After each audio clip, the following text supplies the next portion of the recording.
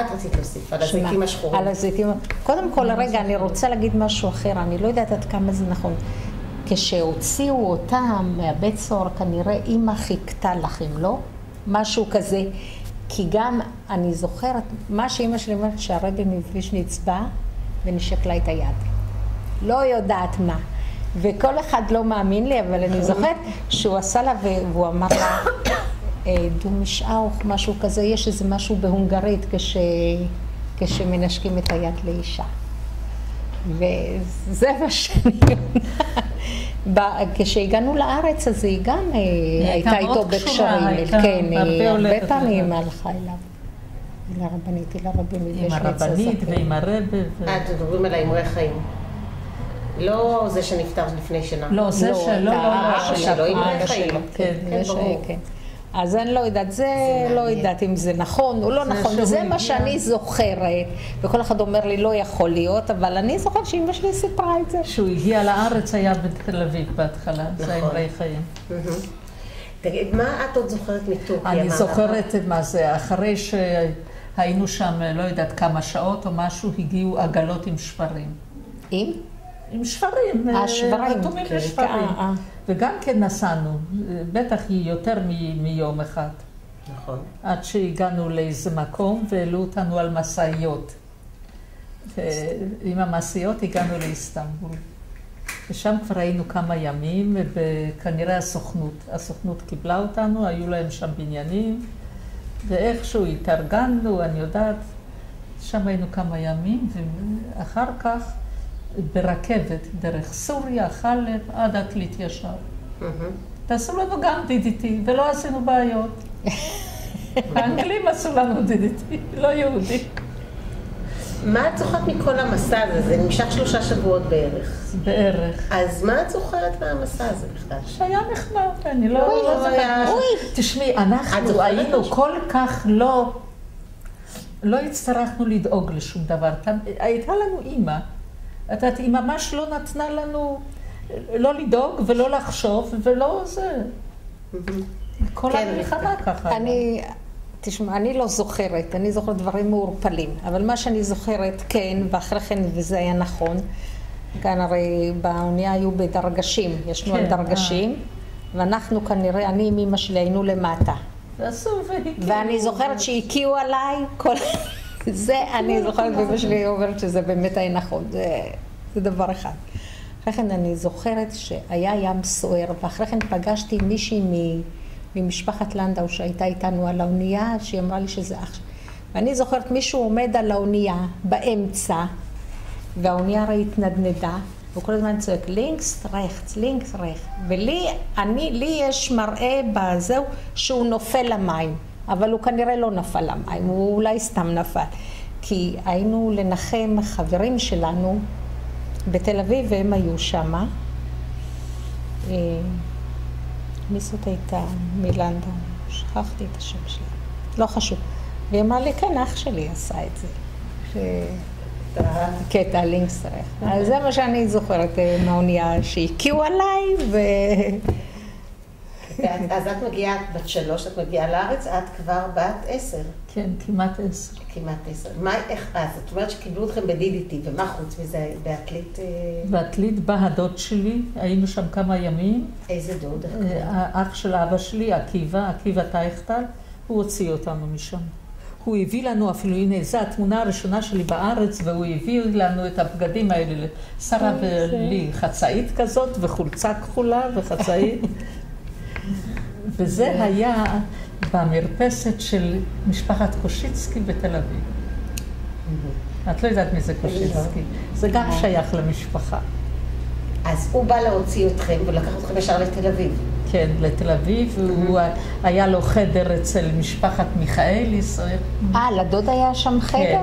אני זוכרת שהיינו אצלם, אצל מיכאליס. אז כנראה פינו עוד חדר בשבילנו. כן. היינו שם קצת זמן, אני לא יודעת כמה זמן. היינו קצת זמן פה, והיינו קצת זמן אצל משפחת בסר. בסר, קושיצקי, אלה. כן. ואחר כך... שהם גרו בשדרות רוטשילד והיה לו מניין בתוך הבית, ואני זוכרת שבזמן תפילה, כשהתפללו, אז אני הייתי בצד הגברים, והברמצ'יק היה תמיד לוקח אותי על הברכיים. הוא גם באיזשהו שלב גם היה איתנו בגטו, כשהתחבאנו בבונקר או משהו כזה. לא, הוא היה בארץ כל הזמן, הוא היה נשוי כשהגענו. אני זוכרת משהו שהתחבאנו באיזה בונקר, ומישהו מחזיק אותי על הידיים. אותך תמיד החזיקו על הידיים. לא, ומלמד אותי שיר ביידיש. זה את זוכרת. כן. אמא תמיד אמרה שהיא הלכה לכל הגברים, היה חסר לה האבא. היא תמיד הלכה רק לגברים. והייתה קטנה ויפה, והנה יש לנו פה יש לי תמונה שלה, זה מהונגריה. זה מהונגריה. תמונות מטושטשות. אולי תגידו לנו מי בתמונה, נתחיל בשמאל מהתינוקת. מהתינוקת זאת היא. כן, ולידה זאת? שרה ואני. כן, אבל האמא מחזיקה את אמא, כן. כן. שרה... אחותי שנפטרה. ואת הכי קיצונית לצד. כן. זה צולם בהונגריה. כן, וזה צולם בארץ. ברחוב ברחוב צדוק הכהן. וזה סעודה מפסקת לפני יום כיפור, שבאו שם אנשים גם מצ'בין וגם זה שמחזיק את רבקה על הידיים, הוא בן דוד ראשון של מאיר בלום. זה רומק פריילר. רומק פריילר. כן. ושם עוד אחד שהיא מצ'בין ועוד אחד. פנחס גולדווסר מצ'בין. כן, אמא שלי מצ'בין והאחים שלה היו התלמידים המובחרים של הרבי מצ'בין. סליחה, אני כל הזמן, סליחה רק רגע, אני משחקת עם זה. הם שרדו האחים האלה? לא, אף אחד לא שרם. אף אחד לא שרם. דרך אגב, מה שאני קראתי אצל אחות, שאנחנו גם כשהיה גטו כבר בקרקוב, כנראה המצב בקרקוב אצלנו היה יותר טוב מה שבצ'בין, שאמא הביאה את המשפחה שלה לקרקוב, להיות איתנו בגטו. אבל לא, אף אחד לא שם. הם לא עברו איתכם לבוכניה, או שכן, אני לא יודעת, זה אני לא יודעת, אני פשוט, אני כן יודעת, על אחד שהיה בבוכניה, האח הצעיר שלה, שקראו לו דובצ'ה, זה אני זוכרת, הוא כן היה בבוכניה. אבל האחרים, אחד היה בצבא בכלל. בצבא הפולני, הכי צעיר, האח הכי צעיר שלה, ואחרים, אני לא יודעת, היה לה עוד שני אחים, נשואים עם ילדים. תגידו, מתי נפגשתם עם מאיר בלום לראשונה, את זוכרת? בארץ. איפה? אצל הדוד, אני חושבת. את זוכרת את המפגש הזה? לא זוכרת שהיה משהו מיוחד. ונשאר אחר כך קשר ביניכם? כן, בטח. הוא היה בא הרבה אלינו, לאמא. הרבה היה אצלנו, הרבה מאוד. היה קשר טוב מאוד. עד שהוא התחתן, הוא היה הרבה מאוד. אבל הוא היה בודד לגמרי, לכן אני שואלת. נכון, הוא היה בודד לגמרי. ולא תמיד רצה וזה, את לא יודעת איך שבחור לבד, ילד, בחור. אז באמת, אמא שלכם עברה תלאות לא פשוטות, ניסיונות לא פשוטים. היא הייתה חולקת איתכם את מה שהיא עברה אחר כך פה בארץ? לא, רק מה שמצאנו, מה ששמענו שדיברו בבית. עם אנשים כמו אלה, עם וסרטייל אחד. לא, היה, למשל... היו באים הרבה אנשים. היו באים אלינו תמיד אנשים, ובייחוד לפני ההשכרות. אנחנו גרנו תמיד בתל אביב, ולהשכרה אז באים מפה, מעפולה, מחיפה, מירושלים, והיו מתרכזים אצלנו. ואז, ומזה אני יודעת, כי יוכבת לא הייתה הרבה בבית. אני הייתי במוסד. היא הייתה במוסד. איך שבאנו. עוד מעט נשמע. ואני הייתי בבית, אז אני שמעתי את כל הסיפורים. ואני ישבתי ושמעתי סיפורים.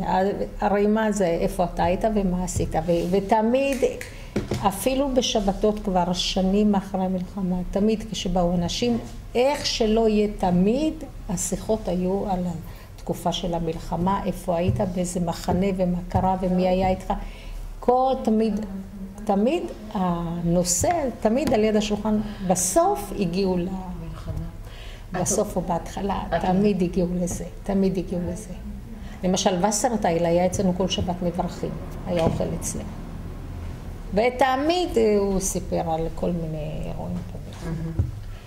יוכבד עוברת למוסד מתי? כשאתם מגיעים לארץ?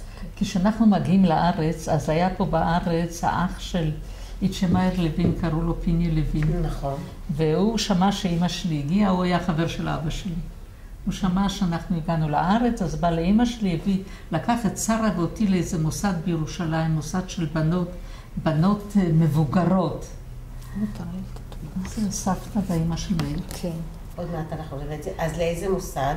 אני לא זוכרת, זה היה ברחוב החבשים. איך קראו למוסד, אני לא יודעת. כן. והיינו שם כמה זמן, זה היה מוסד של בנות מבוגרות, היו מפחידות אותנו, היינו מפחדות לישון בלילה, והיינו, וחושך היה, ולא יודעת, לא למדנו, לא עשינו שם שום דבר, ורק בכינו כל הזמן. ועד שאמא שלי הגיעה, את יודעת, לנסוע מתל אביב לירושלים, אז היה סיפור של חצי יום. כן. וגם לא היה כסף. באוטובוסים של הערבים, ולא יודעת. בכל אופן, איך שראתה אותנו, מלאות קינים, מלאות לכלוך, מאוד זה, היא לקחה אותנו מיד חזרה הביתה. ושרה אמרה שהיא יותר לא יוצאת מהבית. תשתה מים ותאכל לחם יבש, היא לא יוצאת יותר. נכון. ככה היא אמרה בפירוש. הוא רצה לטוב, אבל זה לא יצא טוב. אז לאן, איפה התחנכתם? אז אחר כך, אחרי כמה זמן, גברת, אני לא יודעת, גברת שוויצר זאת הגיעה לארץ, והיא, אמא שלי התקשרה אליה, והיא קישרה אותנו עם נשי מזרחי תל אביב. ואז אני נכנסתי שם למוסד, מוסד אורה, פה בבני ברק היה, של נשי מזרחי תל אביב, וזה היה באמת, אני נהניתי שם, הייתי שם מתחילת 45, עד אחרי שגמרתי כיתה ח' ועוד שנה. נדמה לי עד 51 הייתי, סוף 51 הייתי שם, כמעט 6 שנים. לא, קודם, מה זה, סוף 51, את התחתנת. אני התחתנתי 53. אז זאת אומרת, היית שם גם תיכון? לא, בדיוק נפתח התיכון, אני התחלתי ללמוד תיכון ערב ולעבוד. אבל הייתי עוד שם קצת. את אומרת, רבקה, שלא היה כסף? לא, כן, לא היה כסף. אמא שלי תמיד אמרה שהגיעה לארץ עם סמלה קרועה ו3 בנות. זה מה שהיה. מכל הכסף שהיה, מכל היהלומים וזה, זה מה שהיה. היא הגיעה לארץ עם סמלה קרועה ו3 בנות. ובאמת בעתלית היינו איזה שבועיים, ודווקא אמא שלי מאוד נהנתה, כי היא נחה שם והיה אוכל בשפע והכל היה טוב. אבל הדוד עקיבא ממש לא התאים לו מה גיסה שלו יושבת במעצר בכזה מקום, והוא הוציא אותנו. קודם גרנו באיזשהו מקום ברחוב מכבי באיזה דירת מרתף. אחר כך עברנו לגור ברחוב צדוק הכהן, ושם גרנו עם עוד משפחה, משפחת אנגלנדר, שנג'ה אנגלנדר, שהבן שלה גם, כך הפחידו בזה, היה מפחיד אותי, כי אמא שלי חיפשה עבודה. היא הייתה צריכה לפרנס את הבנות. אז היא חיפשה עבודה, והיא עבדה אחרי כן, היא ידעה לתפור על מכונה. אמא שלי אמרה עוד כשהייתה בחורה, אז אבא שלה אמר, זה לא יכול להיות, ואמא שלי למדה, אמא שלי למדה ביחד עם הגויים, עממי, תיכון, והלאה, מכל החברות שלה היה יחידה שידעה לקרוא ולכתוב בפולנית. וגרמנית. וגרמנית, היא למדה גרמנית, כן. אז אבא שלה אמר לה, זה לא יכול להיות שהיידישקין, ילדה יהודיה, לא תדע שום דבר לעשות, מה זה לא? אז הוא קנה מכונת תפירה שתלמד לפחות לתפור קווים ישרים, לפחות משהו שיהיה לה מושג. היא אומרת שהיא באה לארץ, זה באמת עזר לה. אז היא התקבלה, היא עבדה אצל גברת אחת שטרנברג, אני זוכרת, שתפרה מכוחים בחזיות. פעם לא קנו את זה, רק היו תופרות לזה, חגורות בטן ובגדי ים, וזה אמא שלי, השנים עבדה בזה. כן? אז זה מה ש... אז זאת הייתה בעצם הפרנסה שלכם בבית. ואני רוצה לשאול אתכם, באמת, אתן מגיעות כאן לארץ, בת עוד קטנה, איך קלטו אתכם? איך החברה פה בארץ קלטה אתכם?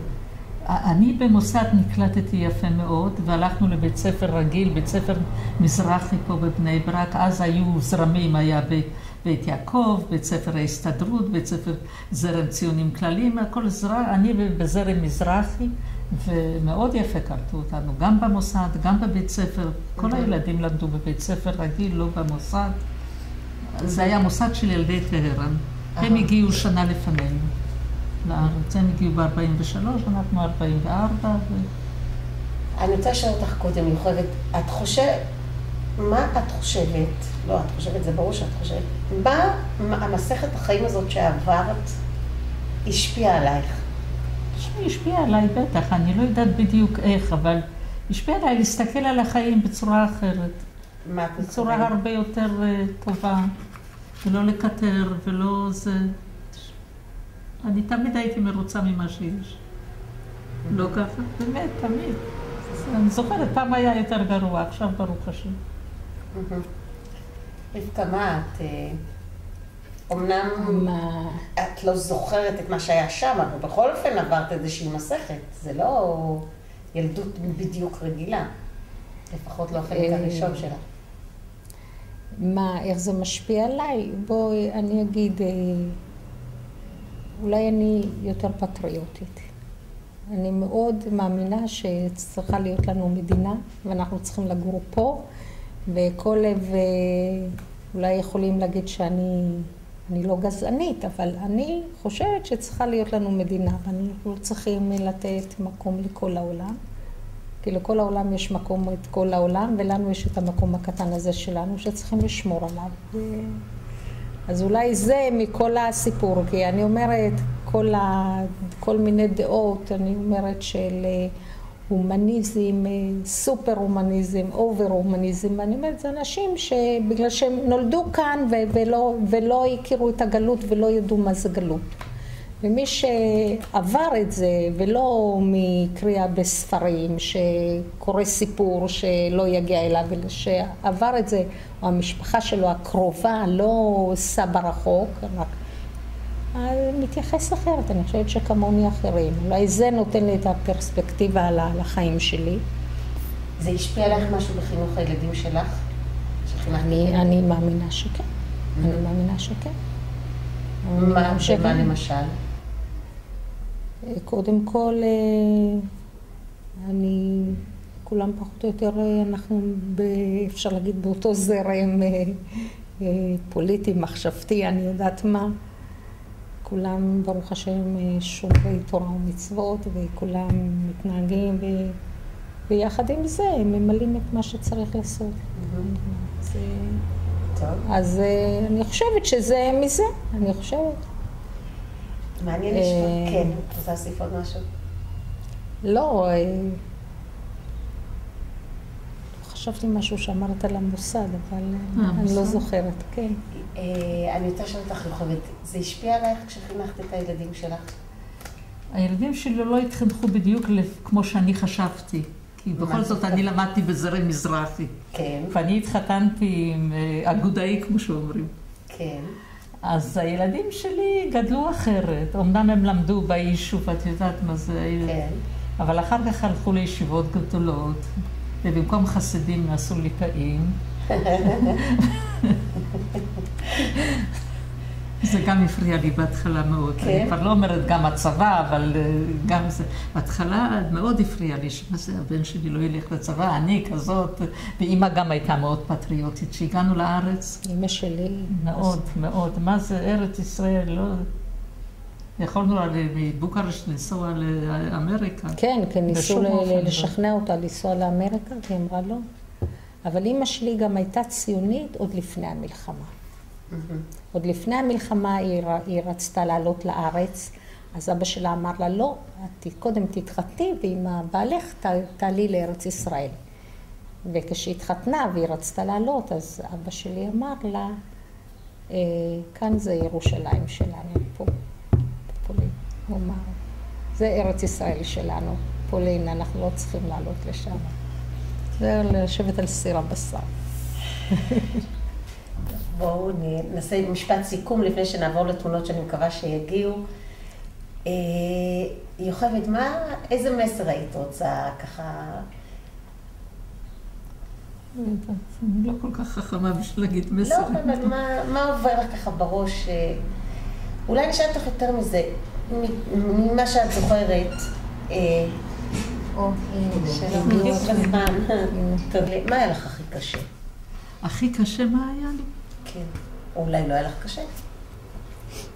האמת היא שאני לא זוכרת שהיו לנו קשיים. בגלל זה שאמרתי לך שאימא שלי דאגה לכל. אנחנו... היו אולי קשיים פיזיים, אבל לא ש... זה נכון. היא ממש דאגה, היא לא נתנה לנו... היינו כל כך בטוחים שאנחנו לא צריכים בכלל לחשוב על שום דבר. הכל יהיה בסדר. כל זמן שהיא איתנו, אז הכל יהיה בסדר. זה מדהים. ממש ככה. זה כל כך יפה לשמוע את זה, כי זה לקח את המעלומות כל הזמן, ההתנהגות שלהם. אבל אני התכוונתי בכל אופן בתקופות שאת היית לבד. הרבה חודשים את הסתובבת לבד. נכון, אבל אני תמיד הייתי, לא יודעת, כזאת אחת שמסתדרת עם כל אחד ועם כולם, עד היום. אני יודעת. נכון, עד היום, נכון. ככה אני בן אדם נוח, נו. זה נכון. את רוצה להוסיף משהו רבקה לפני שנעבור לתמונה? חשבתי על משהו וברח לי, אבל מה שהיא אומרת, גם בארץ פה הרי, כשאמא שלי באה לא היה לה כלום, ולפעמים גם ממש לא היה אוכל. אז אני לא זוכרת את זה. אני לא זוכרת שלא היה לנו אוכל. אני כן זוכרת שהיה לנו, אתם תצחקו, אבל המעדן שבת שהיה לנו לאכול זה רגליים של תרנגולות. זה היה. נכון, זה היה בזמן הצנע. כן, לא, הרבה לפני, אחרי, בזמן המאורעות, כשרק הגענו לארץ, והייתה לנו שכנה, דודה חיה, ממנה אני יודעת, שהיא באמת, במשך הרבה שנים עזרה לי, מה כל פעם היא נתנה לגמח של קצת כסף, ומאיפה זה התחיל. אנחנו גרנו באותו בית ברחוב צדוק הכהן, אנחנו גרנו בקומה שלישית, היא גרה בקומה שנייה מתחתנו. והיא הייתה ותיקה בארץ, ותמיד עזרה לעולים חדשים, ולימדה ילדים עברית.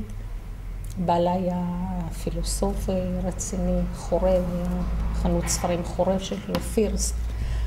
ואז היא כנראה עלתה יום אחד.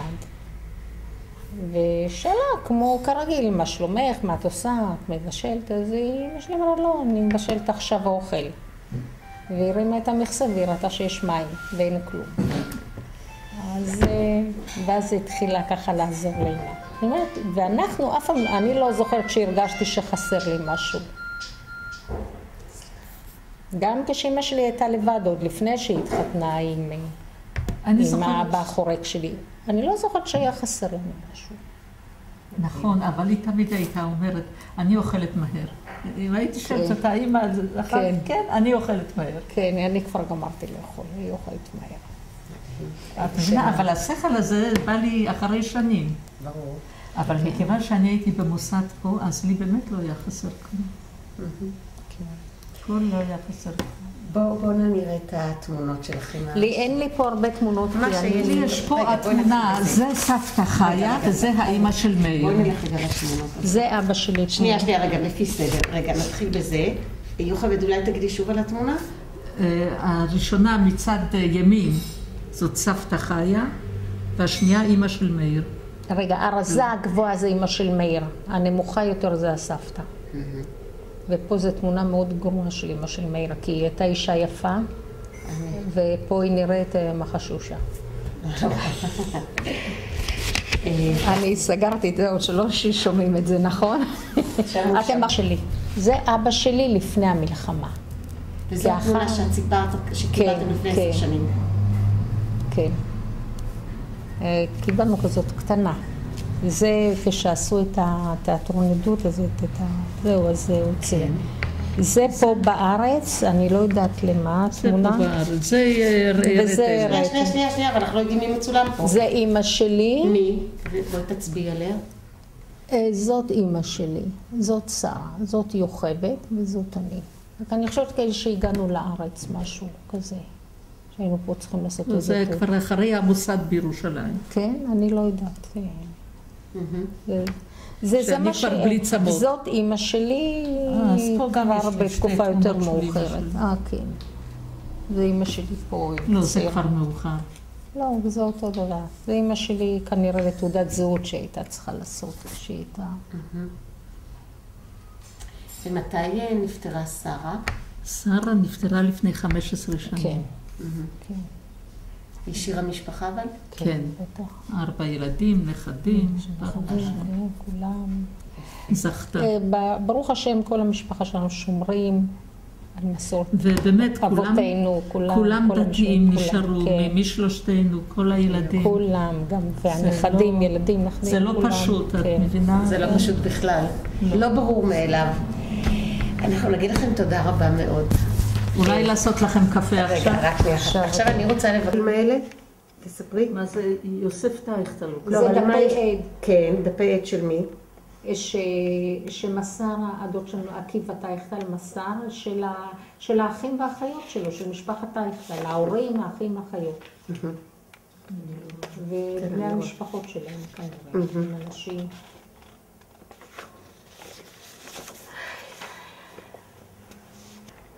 מדברת על זאת? כן. זאת תמונה שככה אני מבינה, בפספורט שלי משהו בתור גויה. תעודה שאנחנו גויים. בתור רנדת, מה? זה תמונה. ואת הקטנה באמצע. כן. יוכבד איפה היא? מי זאת? יוכבד פה? זאת יוכבד, זאת שרה, זאת אמא שלי, זאת אני.